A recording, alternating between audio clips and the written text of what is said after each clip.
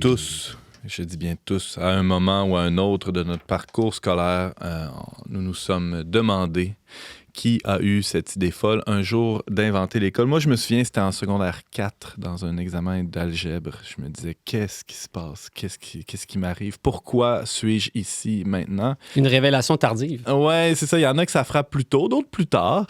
Et là, on a avec nous un doctorant en psychopédagogie et chargé de cours, Thomas Plouffe, pour nous faire une histoire de l'école, rien de moins. Et je te connais comme étant un gars assez ambitieux. Tu as 14 minutes pour nous brosser un portrait de l'histoire qui embrasse finalement l'histoire de l'humanité au grand complet. Ben, dans l'idéal, je vous ferai ça en 2 chroniques. Aujourd'hui, on va en faire seulement la première partie qui va vous donner un avant-goût de la suite aussi. Ben, dis-nous déjà, là, qu'est-ce que tu comptes couvrir comme période? Bon, aujourd'hui, on va être capable d'identifier le coupable. C'est ça que vous voulez, savoir c'est c'est qui le ça! coupable? Bon, Ben oui. Okay, ça va être ça aujourd'hui qu'on va faire. Mais on va se rendre seulement jusqu'à la fin du Moyen-Âge, puis déjà en soi, c'est assez colossal. Il y a pas mal de stock. Bon, on n'ira pas à la préhistoire, quoique tu aurais peut-être des choses intéressantes à nous dire. On peut couvrir toute la portion qui précède, disons, l'Antiquité, jusqu'à l'Antiquité, en disant que il y avait de l'éducation lors de ces périodes-là. Il y avait de la transmission, il y avait évidemment de la transmission, mais on situe quand même à l'Antiquité le début de on va dire, la carrière de professeur. Le professeur naît durant l'Antiquité parce que là, il y a vraiment des gens qui vont prendre cette posture-là à l'extérieur de la famille ou à l'extérieur des valeurs qui se transmettaient dans les petites communautés. Là. Et quelqu'un dans le groupe social qui va être libéré des tâches agricoles, par exemple, pour avoir le métier là, à temps plein de transmetteur d'informations. C'est ça, de professeur, d'éducateur. Je ne sais pas exactement comment est-ce qu'il est nommé à cette époque-là, mais puis ça se fait vraiment durant l'Antiquité grecque, principalement. En fait, moi, je me suis vraiment... je me suis appuyé sur ce qu'on sait plus qui est parti de l'Antiquité grecque puis qui est venu aujourd'hui dans le monde occidental. Ce qui s'est passé en Orient, je ne le maîtrise pas. Là. James. Mais d'ailleurs, le mot école vient du grec skolé, qui veut dire temps libre ou loisir. C'est quand même étonnant. Hein? Je suis désolé, je veux un punch là, de ta chronique. Non, écoute, c'est un punch que tu m'apprends moi aussi. Okay. Je ne savais pas non plus. Mais tu sais, à l'époque, on n'appelait pas ça école non plus. Non, c'était vraiment... à cette époque-là, il y avait des hommes qui se qualifiaient d'eux-mêmes de sophistes, qui jouaient le rôle de professeur, puis qui allaient enseigner, mais de façon très, très spécifique, des disciplines à certains élèves. Puis on parle d'élèves qui provenaient de l'élite, là, de l'élite culturelle, puis l'élite intellectuelle et financière de l'époque. Là. C'était pas l'école grand public comme on la connaît encore très loin de l'école grand public. Puis ça, tu sais, durant le... Mais quand même, on attribue à l'Antiquité grecque puis à ces enseignements-là, puis à la réflexion qui est nécessairement amenée à ces enseignements-là, les bases de notre école encore aujourd'hui. Ah oui? Tu sais, on pense là, les grands idéaux grecs, c'était le rationalisme, l'humanisme, puis la pensée critique. Puis ça, ces éléments-là, ils ont traversé les siècles jusqu'à nous aujourd'hui. Ouais. Puis comment ils les ont traversés? Parce qu'en fait, c'est très, très tôt durant l'Antiquité, la Grèce a été conquise par la Rome antique, a été conquise sur le terrain des armes. Mais par après, quand on a regardé ça avec le recul, il y a un poète romain qui s'appelle Horace, à qui on doit aussi Carpe Diem. Qui est pas un titre de chanson de Paul McCartney ou de Avenged Sevenfold, mais bien... c'est Horace qui... Et lui, qu'est-ce qu'il a dit? Moi, je trouve qu'il y a une formulation qui résume bien. Il a dit « La Grèce vaincue... » Écoutez-moi bien. Là, « La Grèce vaincue s'empara de son farouche vainqueur et fit pénétrer les arts dans le Latium sauvage. » Qu'est-ce qu'il veut dire par là? C'est qu'autrement dit, la Grèce a été vaincue par les armes, mais au fond, c'est elle qui a vaincu par la culture la Rome de l'époque, parce que toute la culture grecque, elle a passé, elle a transcendé à travers la Rome antique, puis elle est restée en fait jusqu'à aujourd'hui. Là. Alors qu'au niveau de la culture romaine, on en a moins gardé des traces. Là. On le voit d'ailleurs dans les mythologies qui se sont... Il y a eu une espèce d'osmose ou de transmission là, de la mythologie grecque à la mythologie romaine. Bon, alors Thomas Plouffe, tu nous fais une très succincte, très brève histoire de l'école à travers les âges. La période de l'Antiquité, il y a eu la fondation de l'école, on pourrait dire? Bien, de l'école comme telle, pas tout à fait. C'est-à-dire que ce qui est arrivé aussi de très important en Antiquité, c'est à la fin de l'Antiquité. Là, pendant l'Antiquité, il y a eu évidemment la montée de l'Église. Ouais. Puis ça, c'est un élément charnière parce que l'Église joue un rôle central, là, même certains affirment que plusieurs affirment que c'est le père de l'école, l'Église. Lorsqu'il y a eu une montée de l'Église, puis les empereurs, Constantin qui a converti, la plupart savent cet élément-là, mais les empereurs romains de cette époque-là ont vu en l'Église un moyen d'unifier sur le plan culturel l'Empire romain au moment de la chute. Fait que, à la frontière entre l'Antiquité et le Moyen Âge, la Rome, en fait, s'est appuyée sur l'Église pour essayer de réunifier le peuple sur les mêmes bases. Puis là, c'est là que l'Église a commencé à jouer un rôle d'éducation. Parce qu'elle s'est mise à jouer un rôle où ils ont fondé des écoles, des écoles de moines, des écoles épiscopales et presbytériales, des écoles de paroisse. Puis, mais ça restait très restreint, puis très... au début, c'était très un pour un, dans le 1 pour 1, jusqu'à ce que, justement, il y ait la chute de l'Empire romain. Puis là, l'Église a vraiment pris à bras-le-corps ce mandat-là.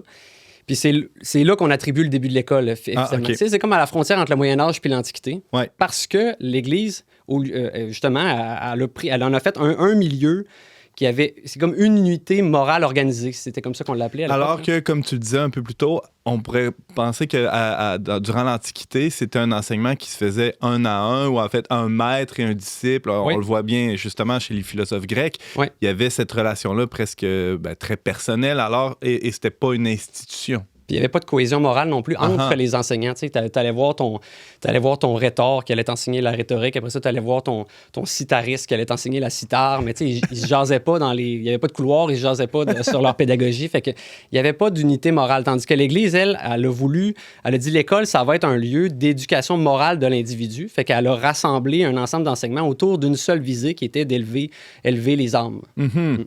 Alors ça arrive au tout début du Moyen Âge, on pourrait dire. L'Église joue un rôle déterminant dans la formation de cette institution qu'est l'école. Thomas Plus, tu as évoqué les écoles monacales, les écoles les abbatiales, tout ça. C'était essentiellement des religieux qui tenaient ça à bras-le-corps. C'était, dans les débuts de l'école, c'était presque exclusivement des religieux, puis c'était toujours tourné autour de la compréhension des textes. Ça, c'est un autre facteur important qui fait que l'Église a joué un rôle majeur dans la naissance de l'école, c'est que le christianisme, c'est une religion du texte, une religion du livre. Donc, pour accéder aux paroles, il fallait savoir lire. Puis ça, très, très vite, là, l'Église a vu que quand il y avait un déclin au niveau de la culture des gens, il y avait un déclin aussi au niveau de la foi, de la compréhension de la foi. Donc, ils ont poussé pour la formation des clercs, puis une formation aussi sur le plan de la lecture puis de l'écriture. Principalement de la lecture. L'écriture, c'est drôle, là, mais nous, on associe les deux, mais à l'époque, il y avait beaucoup, beaucoup de moines qui savaient lire, mais qui ne savaient pas du tout écrire. Thomas Plouffe, on cherche le coupable depuis le début. Là. On y arrive. On y arrive. Là, finalement, il y a quelqu'un à qui on peut lancer la pierre. Oui, c'est Charlemagne. C'est Charlemagne. La chanson le dit. C'est-à-dire que Charlemagne, pourquoi on dit que c'est on vient de dire que c'était l'Église, mais on ne veut pas lancer la pierre à l'Église. Mais non. Mais pourquoi on dit que c'est Charlemagne dans la chanson? C'est que Charlemagne, qu'est-ce qu'il a fait? C'est que quand lui était roi des Francs après la chute de l'Empire romain, puis lui aussi, il a vu dans l'Église le moyen d'unifier les peuples qui étaient divisés là, en Europe, unifier l'Europe à travers la morale catholique, chrétienne, pas chrétienne, mais chrétienne. Puis, donc, c'est lui a fait des décrets royaux pour demander à tout le monde d'aller dans les écoles. Il a fait un décret où est-ce il prêchait pour le retour. Il disait dans chaque évêché, dans chaque monastère, on va se mettre à enseigner les psaumes, on va se mettre à enseigner les notes, les chants et tout et tout. Ça n'a pas été tout à fait, ça n'a pas eu l'effet escompté. Il a fait une autre chose, par contre, c'est probablement ça. Pour ça, ce dont on se souvient de lui, c'est qu'il a créé ce qu'il a appelé l'école du palais. En gros, à cette époque-là, la cour était nomade. Ça veut dire que la cour du roi, elle se promenait. Elle n'avait pas d'endroit fixe. Puis, qu'est-ce qu'il a fait? C'est qu'il a rassemblé autour de lui la crème de la crème des grands penseurs de l'époque, là, le Dream Team de l'intellect. Là. Il les a ramenés près de lui, puis il leur a demandé, OK, faites-moi l'école, rassemblez-moi tous les savoirs de la connaissance humaine, puis dites-moi comment qu'on pourrait résumer ça en dedans de quelques matières. Là. Fait que c'est une encyclopédie 1000 ans avant l'heure, non? C'est ça. Un genre d'incubateur, un laboratoire d'incubation d'école. Il a voulu faire des tests. De lab-école, bref. Un genre de lab-école. C'est pour ça qu'on le connaît aujourd'hui, parce que de ça sont nés, si on veut, deux grands courants là, qu'on retrouve encore aujourd'hui, là, qui sont divisés en gros, on pourrait dire, c'est le français puis les maths. Là. Ils appelaient ça le trivium. Pour le français, ils divisaient ça entre la grammaire, la rhétorique puis la dialectique. Mm-hmm. Puis après ça, plus les autres, plus les maths, on va dire. Là. Il y avait l'arithmétique, il y avait la musique aussi qui était... La musique, longtemps dans l'histoire de l'école, était considérée comme étant une matière centrale. Ils appelaient ça la loi des sons à cette époque-là. Puis après ça, il y avait aussi... j'en oublie peut-être. La géométrie? La géométrie, l'astronomie, exactement. Fait que, il avait rassemblé tous ces savoirs-là, puis, mais ça aussi, ça a été un beau laboratoire, mais ça n'a pas descendu au sein du peuple. Qu'est-ce que ça a pris pour que ça percole jusqu'à l'ensemble de la population, Thomas Plouffe? Ben, c'est longtemps après. C'est longtemps après, en fait. Là, il a fallu attendre, parce qu'après ça, il y a eu le Moyen-Âge, c'est long, là, c'est complexe. Là. Il y a eu la fin de sa période à Charlemagne, là, la période de l'époque carolingienne qu'on appelle. Après ça, il y a eu toute une période un peu sombre du Moyen-Âge, là, la féodalité. Puis après ça, il y a eu les croisades. Puis là, qu'est-ce qui est arrivé pendant les croisades? C'est que pas juste les croisés, mais les moines qui suivaient les croisés ont redécouvert les textes antiques. Ça, c'est super intéressant parce que dans l'histoire, souvent, quand la culture grecque était un peu perdue, ben là, il y avait un moyen de... Les textes antiques qui avaient été traduits par des Arabes, étaient redécouverts, notamment Aristote, qui a été redécouvert à cette époque-là. Puis après ça, puis là, c'est là que ça leur renourrit une espèce, ça leur remoussé un peu toute sa pensée à lui, qui était tournée autour de la dialectique. Et on s'est retrouvé avec des gars comme saint Thomas d'Aquin qui ont eu accès à ces textes-là alors qu'ils étaient dans les limbes là, depuis des siècles. Oui, puis cette époque-là est assez fameuse justement pour ça, parce qu'ils sont tombés là-dedans, ils ont trouvé ça tellement génial qu'il y a une longue période où est-ce qu'on est tombé dans la dialectique là, de façon assez un peu fanatique. Là. Saint Thomas en fait peut-être un peu partie, là, mais où est-ce qu'on était... des fois, certains penseurs disent qu'on tombait dans le pur verbalisme. Là. On était rendu dans les idées juste formelles, puis on ne voyait plus le monde autour. Là. Il y a une expression qu'on connaît un peu moins ici, mais qui dit lorsque les Turcs ont envahi Constantinople, les savants byzantins débattaient du sexe des anges. Donc, pour dire qu'ils étaient tellement inconscients du réel qu'ils en étaient venus à des questions... La dialectique leur avait fait perdre de vue complètement le réel, la réalité. Fait que, tout ça, bon, l'espèce de montée, ça a aussi causé la perte de la dialectique, ça. Cette espèce de la force de vouloir rester dans les idées formelles, on l'a perdu. Puis puis